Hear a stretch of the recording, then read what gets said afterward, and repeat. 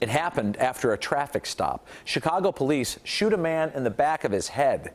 His family calls it unjustified. Now, they've filed a wrongful death lawsuit. Pam Zekman has more in this original report.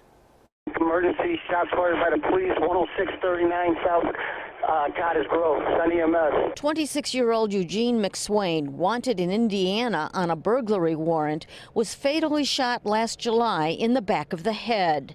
There were no cameras at the shooting scene, but because police reports conflict with other evidence, McSwain's father hired an attorney to file a lawsuit. In many ways, this case is just like the Laquan McDonald case, where a police officer shoots somebody in a highly questionable fashion. McSwain was in the passenger seat of this truck. According to police reports, he reached under the seat, pulled out a gun, and pointed it at an officer. If the officer was in fear for his life because McSwain was pointing a gun at him, how does he wind up with a bullet in the back of his head? That is the million-dollar question, because that's impossible.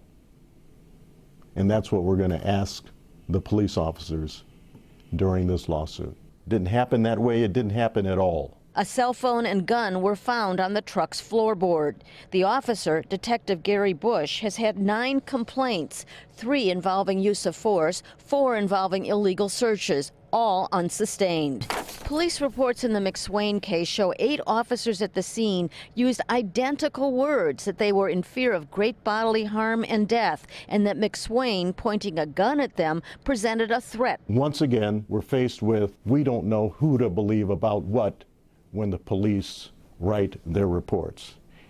And the public deserves far more than that. Oh, I'm furious, I'm angry, upset, disappointed of how the system is going now. There's too many trigger-happy police officers now. Pam Zekman, CBS 2 Investigators. Pam, thank you. Chicago police declined to comment on the case, which is still pending at the Independent Police Review Authority, IPRA. Officer Gary Bush did not respond to our email.